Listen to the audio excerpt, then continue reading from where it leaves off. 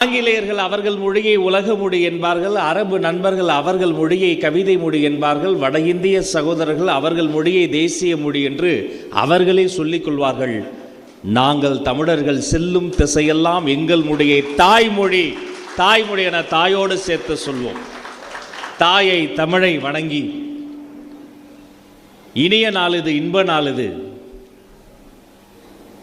கொள்ளை நிலவில் கழிப்பது இன்பம், கொட்டும் மழையில் குளிப்பது இன்பம், தவணை முறையில் நனையும் போதும் திருட்டு துளிகள் தீண்டுவது இன்பம், திரவச்சாலை போடும் நதிகள் திரைகள் போட்டு பாடும் குயில்கள், மலையின் மார்பில் சுரக்கும் அருவி, மசக்கையில் நடக்கும் மாலை தென்றல், எல்லாம் இன்பம் எல்லாம் இன்பம். எனினும் என்னை போல ஒரு பேச்சாளருக்கு எது தெரியுமா பேரின்பம்?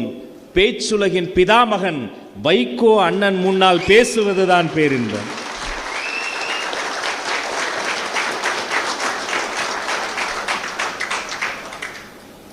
எப்படிப்பட்ட மாமனிதர் வைகோ! தமிழ் பேச்சுலகில் பேச்சாளர்களுக்கு என்று ஒரு பட்டியலிட்டு அந்த பட்டியலில் ஆக சிறந்த தமிழ் உலகின் தலை சிறந்த பேச்சாளர் என்ற ஒரு மணிமுகடத்தை உருவாக்கி அதை ஒருவருக்கு கொடுத்தால் அவரிடம் நீங்கள் கேட்டால் நான் விரும்பி படிக்கும் பாட புத்தகமே வைகோ என்று சொல்லக்கூடிய அளவிற்கு ஒரு பேச்சாளர். வைகோ என்றால் பேச்சு, வைகோ என்றால் தமிழ், வைகோ என்றால் ஒழுக்கம். 1000 பேர் அவரோடு அரசியல் முரண்பாடு கொண்டு அவரை விமர்சனம் செய்யலாம். ஆனால் ஒருவர் கூட நாக்கின் மீது பல் வைத்து அவர் ஒழுக்கத்தை குறித்து ஒன்றுமே சொல்ல முடியாது.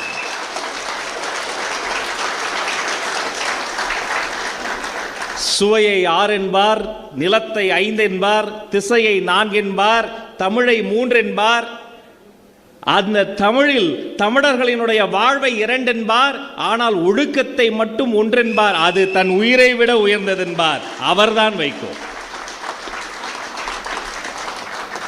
எந்த மனிதரை சின்னஞ்சிறு வயதில் அரை டிராயர் போட்டுக்கொண்டு பொதுக்கூட்ட மேடைகளில் அவர் பேசுவதை கேட்பதற்காக கொட்டுமடையில் நனைந்து கொண்டு பார்த்தேனோ அந்த மனிதருக்காக கொட்டுமடையில் வந்து நான் நின்று கொண்டிருக்கிறேனே.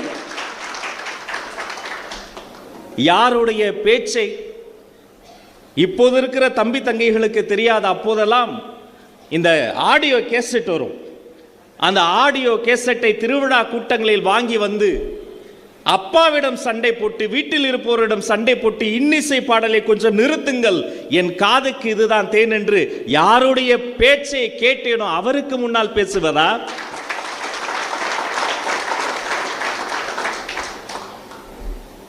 இந்திய நாடாளுமன்றத்தின் சுவர்களுக்கு, இந்திய நாடாளுமன்றத்தினுடைய அந்த சுவர்களுக்கு நாம் உழைத்து அது யாருடைய பேச்சையாவது முணுமுணுக்க தொடங்கினால் அது வைகோ அவர்களினுடைய வார்த்தைகளே தான் எதிர்க்கும். நாடாளுமன்ற புலி அண்ணன் வைகோ. அவர் அழைத்து நாங்கள் வராமல் இருப்போமா? இந்த மேடையை பாருங்கள், எத்தனை பெரிய மேடை. ஒரு பக்கம் காங்கிரஸ் பேரியக்கத்தினுடைய பெருந்தகையாளர் கோப்பண்ணா அண்ணன் இருக்கிறார். அவர் ஒரு அற்புதமான புத்தகத்தை எழுதியிருக்கிறாரு. தம்பிங்க தோழர்கள் வாங்கி அதை படிக்கணும். இன்னொரு பக்கம் உணர்ச்சி கவிஞர், தமிழ் தேசிய சிந்தனையினுடைய பிதாமகன் உணர்ச்சி கவிஞர் காசி ஆனந்தர் அண்ணன் இருக்கிறார். ஒரு பக்கம் உற்ற தோழர் திருமுருகன் காந்தி இருக்கிறார். இன்னொரு பக்கம் நீதிமன்றத்துக்கு நீதிபதியை விட அதிக முறை போன அண்ணன் நக்கீரன் கோபால் இருக்கிறார். பொது உடைமை தோழர் ரெனின் இருக்கிறார். மறுமலர்ச்சி திராவிட கழகத்தினுடைய அனைத்து நிர்வாகி பெருமக்கள் இருக்கிறார்கள். குமுதத்தின் குரலாய் அண்ணன் இருக்கிறார். இந்திய யூனியன் முஸ்லிம் லீகினுடைய கண்ணியமிக்க காட்ஃபாதர் இங்கே அமர்ந்திருக்கிறார். யாருக்கு கிடைக்கும் வாய்ப்பு? ஒரே மனிதர், த நேம் இஸ் வைகோ. அவருக்கு மட்டும்தான் இப்படி ஒரு வாய்ப்பு கிடைக்கும். இது மேடைக்காக புகழ்வதல்ல, நெஞ்சம் நிறைந்திருக்கிறது, நெஞ்சம் நிறைந்திருக்கிறது. ஒரு உணர்ச்சி பூர்வமாக, ஒரு கடமை அல்ல, நான் அவருக்கு திருப்பி செலுத்தக்கூடிய கடன், நன்றி கடன். இது தமிழ் சமூகம் அந்த மனிதனுக்கு செய்ய வேண்டிய நன்றி கடன். இது சின்னஞ்சிறுவன் லிடியன் நாதஸ்வரன் ஒரு பையங்க, அமெரிக்காவில். அந்த குட்டி செல்வம் என்ன தெரியுமா பண்ணுச்சு? அத்தனை பேர் இருக்கிற ஒரு மேடையில் ஒரு பக்கம் ஒரு கீபோர்டு, இன்னொரு பக்கம் ஒரு கீபோர்டு, 2 இசைக்கருவிகள். ஒரே நேரத்தில் ஒரு கீபோர்டில் ஜனகணமன இந்தியாவின் தேசிய கீதம், இன்னொரு பக்கம் அமெரிக்காவின் தேசிய கீதம் ஒரே நேரத்தில் வாசித்தான். அமெரிக்கா எழுந்து நின்று கைத்தட்டியது. இப்படி ஒரு குழந்தையை பார்த்ததில்லை. அந்த லிடியன் லண்டன் மாநகரத்திலே சிம்பொனி இசை இருக்கிறது பாருங்கள். இசைஞானி இளையராஜா அதை செய்து முடிக்க போது அவருடைய வயது மிக பெரியது. இந்த சின்னஞ்சிறுவன் மீசை கூட முழுதாக முளைக்காத இளம் கன்று அந்த சிம்பனி இசை கலைஞர்களை வைத்து ஒரு இசைக்கோர்வை உருவாக்கி இருக்கிறார். அதை நான் செய்திகளில் பார்த்து கொண்டிருக்கிறேன். என்னுடைய செல்பேசி விடாமல் அடிச்சுக்கிட்டே இருக்கு. அது பதிவு செய்யப்பட்ட நம்பர் இல்லை.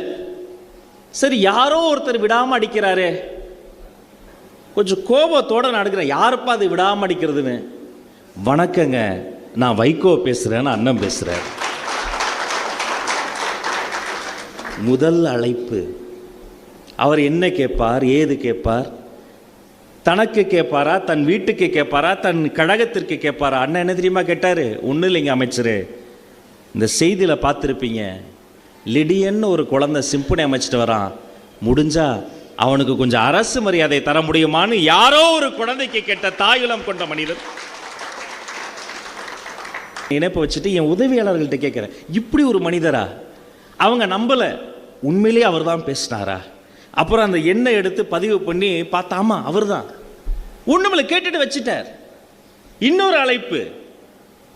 சரி, இந்த முறையாவது தனக்காக ஏதாவது கேட்பார். அவர் சொல்றாரு, ஐயா அமைச்சரே, அவர் வயசுக்கு என்ன பாருங்க மரியாதை, எவ்வளவு சின்னஞ்சிருவேன், என்ன பார்த்து சொல்ற, ஐயா அமைச்சரே, தென்னாட்டு பெர்னாட்சா பேரறிஞர் ஐயா அண்ணா அவர்களுக்கு ஒரு பிறந்தநாள் கொண்டாடணும், இன்ன தேதியில் கொண்டாடணும், இது வள்ளுவர் கூட்டம்ல நடத்தினா சரியா இருக்குமா என்று இந்த எளியவனை பார்த்து அந்த பெரியவர் கருத்து கேட்கிறார் என்று சொன்னால், இவர் சிந்தையெல்லாம் தமிழ், இவர் எண்ணமெல்லாம் நாடு, தனக்கென வாழாது தமிழ், தமிழர் நலன், தந்தை பெரியார், அறிஞர் அண்ணாவை இரண்டு கண்களாக கொண்ட இந்த மாமனிதருக்காக தான் இந்த மேடைக்கு நான் வந்திருக்கிறேன். சாமி கும்புற என்பதுக்கு இல்லைங்க, கும்புற சாமி என்ற கொடுமைக்கு எதிராக முளைத்தவர் தான் பகுத்தறிவு தந்தை பெரியார். காங்கிரஸ் பேரியக்கத்தில் பிணக்கு விலகி வந்தவுடன் ஒரு ஒலி ஆங்கிலத்தில் ஒலித்தது, அது ரிவோல்ட். அத்தனை சகோதரர்கள் அருமையாக கிரானாலஜிக்கல் ஆர்டர்ல சொன்னாங்க, வரிசை கிரகமாக. பின்பு தமிழில் ஒரு ஒலி, பகுத்தறிவு ஒலி, அது குடியரசு. பின்பு ஜனசக்தி, பின்பு கையெழுத்து பிரதியாக ஆரம்பித்தது மாணவநேசன், பின்பு திராவிட கொள்கையாக உருவானது முரசொலி. ஆரம்பித்தவர் முத்தமிழறிஞர் டாக்டர் கலைஞர். அவரோடு அரசியலில் எங்களுக்கு 1000 பிணக்கு இருக்கிறது. ஆனால் பத்திரிகை வரலாற்றை அவர் பேர் சொல்லாமல் நாம் பேசவே முடியாது. அதுதான் உண்மை. பத்திரிகை உலகத்தினுடைய மிகப்பெரிய ஒரு விழுமைகளை அவர் உண்டு வாழ்ந்தவர். அதன் பிறகு பொது உடைமை தோழர்களுக்காக தீக்கதிர், தாமரை. இந்த வரிசையில் 30 ஆண்டுகளுக்கு முன்பு ஒரு ஒலி, எங்கு செல்வோம், எப்படி செல்வோம், என்ன திசையில் செல்வோம் என்று அந்த ஒலிக்கு தெரியாது.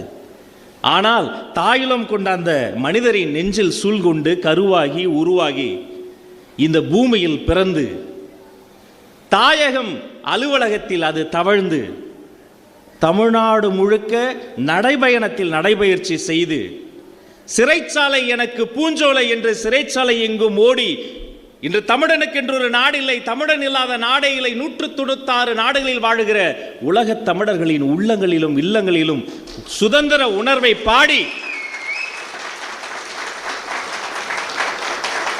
திரைக்கடல் ஓடி திரவியம் தேடி அது ஓடியது, அது பாடியது. இன்றுதான் அந்த சங்கொலிக்கு 200 வயது கூடியது. இந்த குட்டி குழந்தை இன்று 30 தொட்டு இருக்கிறது. இந்த வாய்ப்பை பயன்படுத்தி நம்ம தோழர்களுக்கு நான் சொல்வது ஒன்றுதான், இதை வாங்கி நீங்க வாசிங்க, கட்டாயமா வாசிங்க. சமகால அரசியலுக்கு, சமூக நீதிக்கு, நல்ல தமிழுக்கு, நாகரீக அரசியலை கற்றுக்கொள்வதற்காக கட்டாயமாக நீங்கள் சங்கொலியை வாங்கி வாசியுங்கள். அனைத்து கட்சி தோழர்களும் நீங்க வாசிக்கணும்.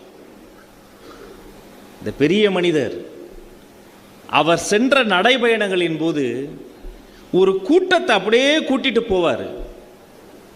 ஒரு பச்சை துண்டு அப்படி தலையில கட்டிட்டு அப்படி நடந்து போவார். எனக்கு நம்மாழ்வார் ஐயாவை பார்க்கிற மாதிரி இருக்கும்.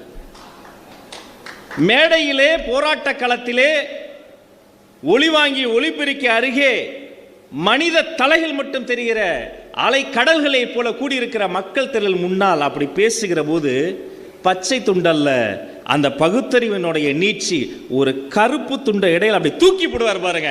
அதுல சொக்கி நின்னவங்க நாங்களாம்.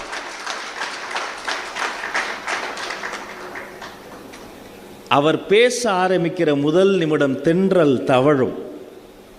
நாங்களாம் பேசுவோம், அப்படி போய் நின்று பார்ப்போம். பொதுக்கூட்டத்தில் ஆரம்பிச்சிட்டாயா, இந்த இப்போ வருவார். 2-3 நிமிடங்களில் மேடையில் இருக்கிற அத்தனை பொறுப்பாளர்களினுடைய பேரையும் அழகாக வரிசையாக சொல்வார். அவங்க முகத்தில் ஒரு புன்சிரிப்பு வரும். இந்த இப்போ வந்துட்டார். தமிழை வணங்குவார், தந்தை பெரியாரை வணங்குவார், அறிஞர் அண்ணாவை சொல்வார். அதன் பிறகு தென்றல் புயலாக மாறும். அதை கேட்கின்ற போது நெஞ்சம் கொதிக்கும், மேனி சிலிர்க்கும், கண்கள் கலங்கும். நயாகரா வீழ்ச்சியை தனது பேச்சில் கொண்டு வந்து காட்டிய ஒரு மாமனிதர்.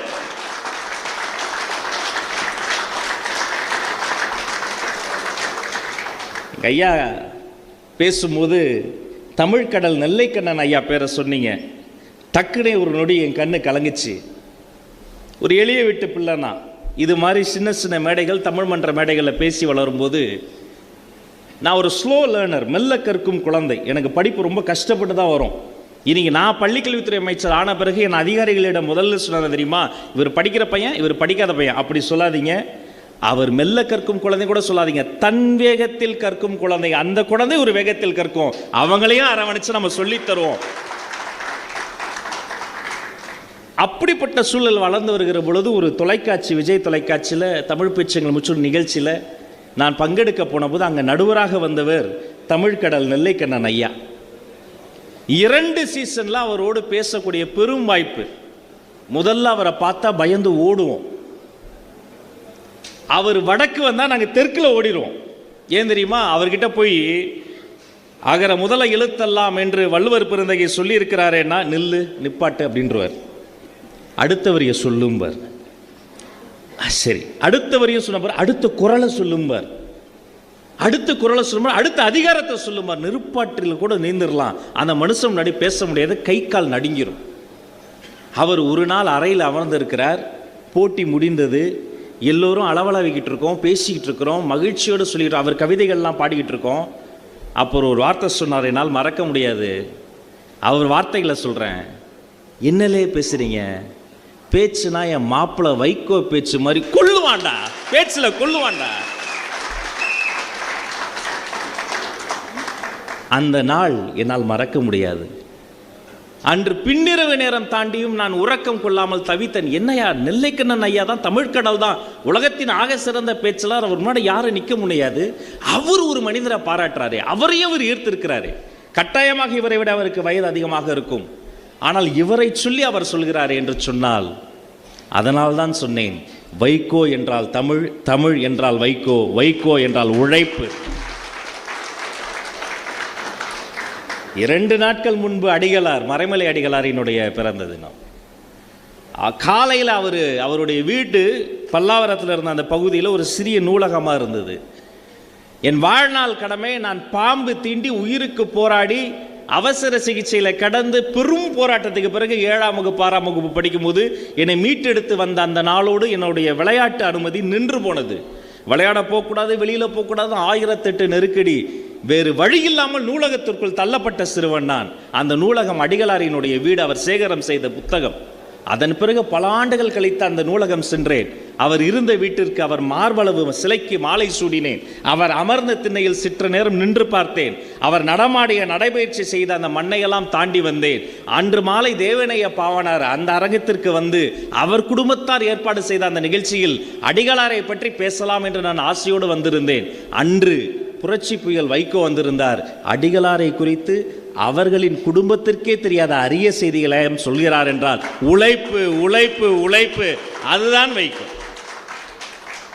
இன்று புதிதாக பேச போகிற இளைஞனை போல இன்று புதிதாக பேச்சு போட்டியில் பேச போகிற மாணவனை போல ஒவ்வொரு மேடையும் ஒவ்வொரு பேச்சையும் நன்கு தயாரித்து அந்த கருத்துக்களை மக்கள் கேட்கும் வகையில் சொல்லக்கூடிய ஒரு பிதாமகனே, பீஷ்மனே, எங்கள் தலைமகனே, தமிழ்த்தாயினுடைய செல்வ திருமகனே, நீ 100 ஆண்டு காலம் வாழ வேண்டும்.